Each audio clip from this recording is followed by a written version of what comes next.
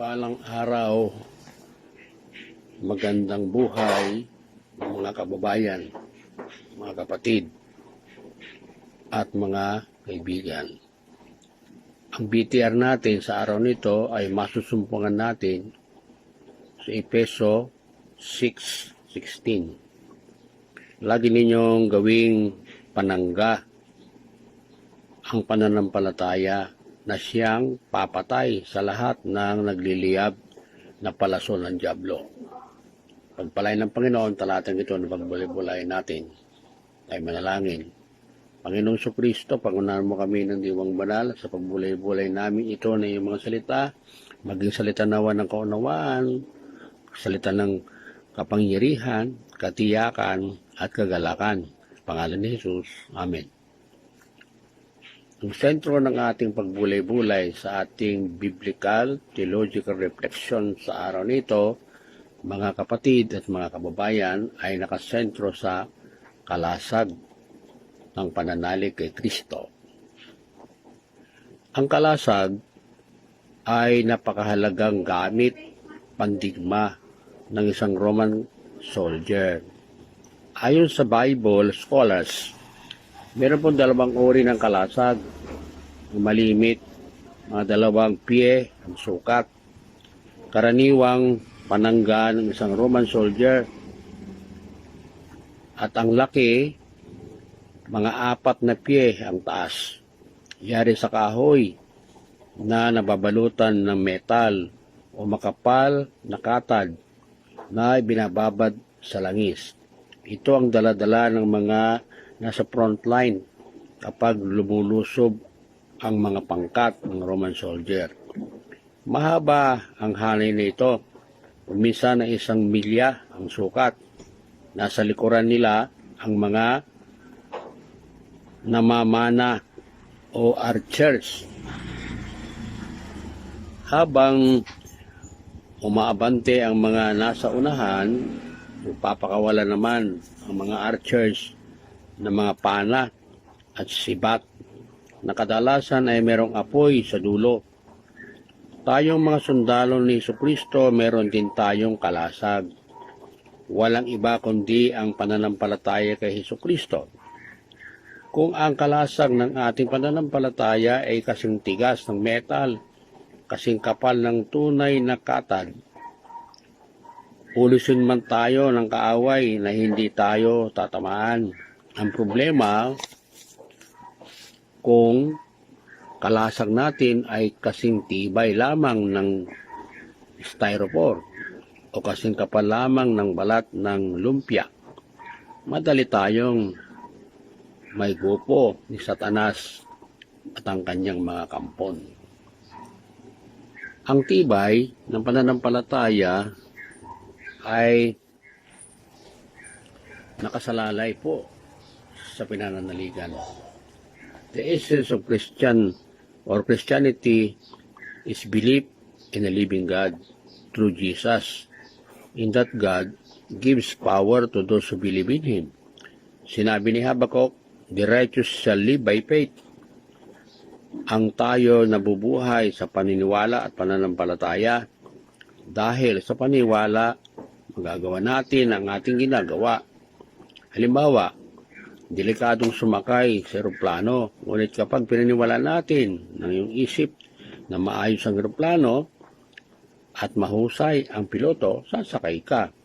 Ngunit sa sandaling maghinala ka, na depektibo ang eroplano, hindi ka sasakay. Alisin mo ang isang tao, ang paniniwala, at hindi na siya kikilos.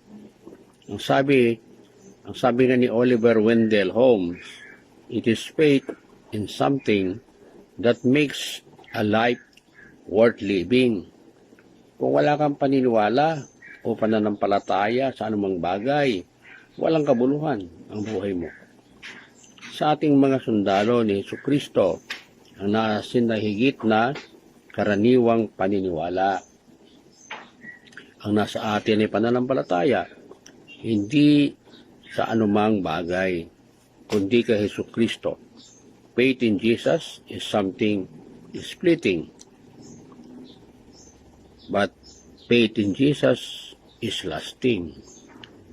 Matatag at matibay ang ating pananampalataya sapagkat matatag at matibay ang ating sinasampalatayanan sa Kristo na muling nabuhay sa gitna ng mga patay.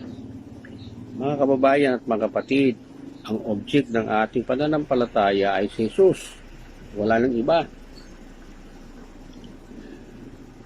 Ang pangangailangan sapagkat siya hindi nagbabago. Siya kahapon, ngayon at bukas.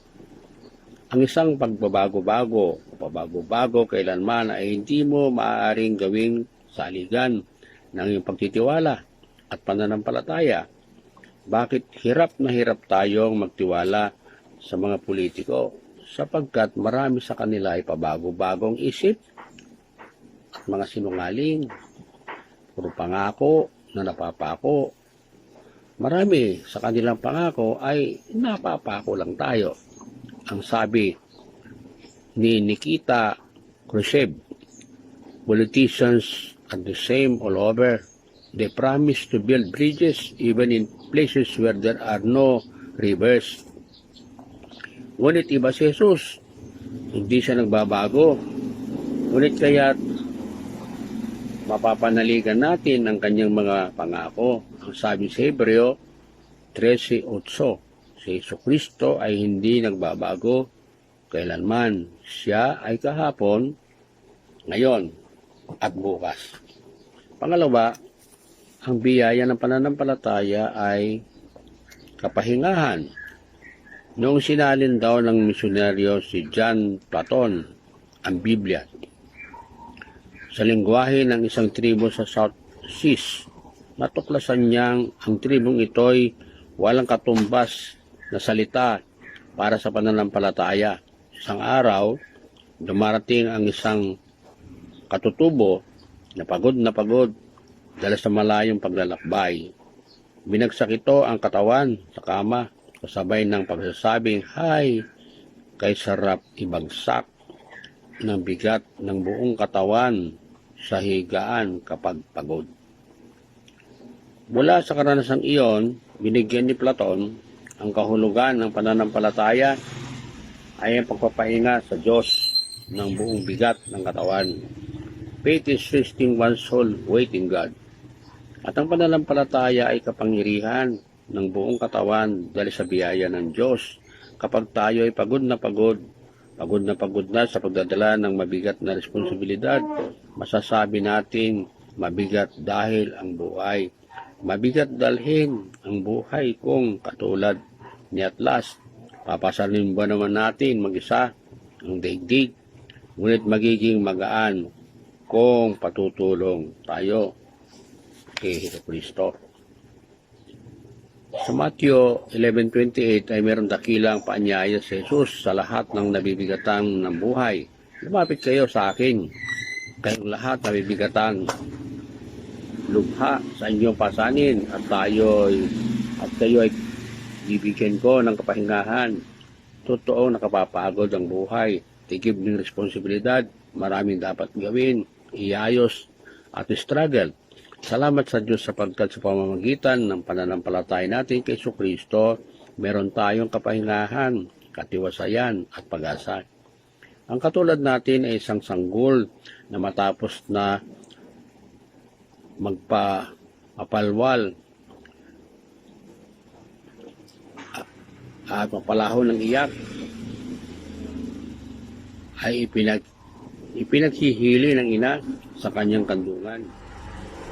Iluhan natin sa Panginoon ang lahat ng ating mga kabigatan at kabiguan at mararamdaman natin ang kanyang pagkaplos, katulad ng haplos ng isang ina sa paghihili ng kanyang anak. Pangatlo, ang bisa ng pananampalataya ay pagpatay sa pana ng pag-alinlangan. Noong biblical times, ang mga dulo ng mga pana at sibat binabalutan ng tilang binababad sa langis na sinisindihan bago pakawalan. Ito ang sinaunang missile. Tayong mga kawal ni Jesucristo, araw-araw inuulanan ng nagliliyab na pana at sibat at palaso ni Satanas. Ang mga pana at sibat ng buhay ay maaaring sumunog ang ating pagtitiwala upang mag-alinlangan tayo sa Panginoon at mawalan tayo ng pag-asa sa kinabukasan. Ang mga pana at sibat ng buhay ay maaaring sumunog ng ating pagtitiwala upang mag-alinlangan tayo sa Panginoon at mawalan tayo ng pag-asa tungo sa kinabukasan.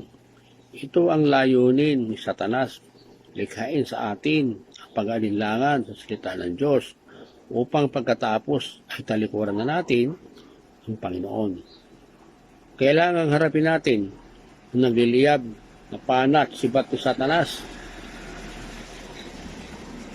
sa pamamagitan ng ating nagliliyab na pananampalataya at nagliliyab na pag-ibig sa Diyos.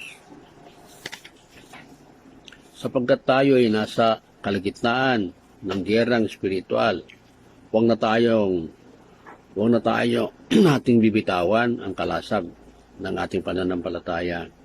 Sinabi sa 1 John 5:4 na pagtagumpayan na ng mga anak ng Diyos ang sanglibutan at napagtagumpayan tayo sa pamamagitan ng pananampalataya kay Kristo. Pansinin mo, nagtatagumpay tayo sa pamamagitan ng pananampalataya. Because of faith, we are victorious. We are more than conquerors. Nakasama ng mga alagad ni Jesus sa loob ng 3 taon. Nasaksihan nila kung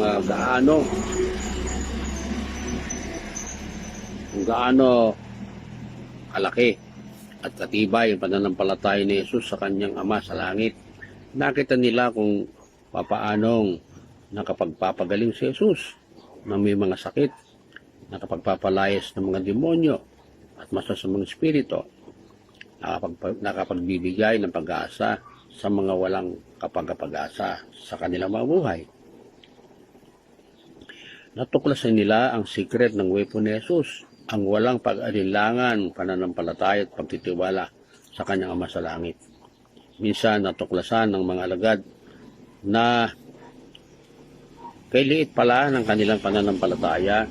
Nung tanongin nila ni Jesus kung bakit hindi nila napapalayas ang demonyo, umaalipin sa mga bata, tinugon sila ni Jesus dahil maliit ang kanilang pananampalataya.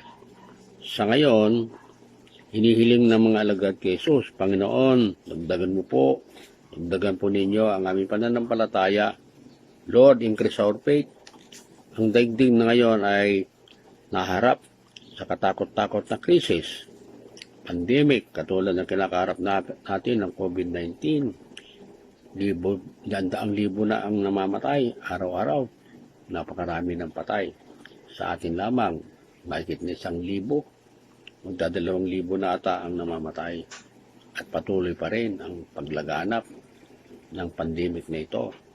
Crisis, pangkabuhayan, crisis mula sa mga giyera ng mga bansa, crisis mula sa mga natural na kalamidad, bagyo, hurricane, at iba pa.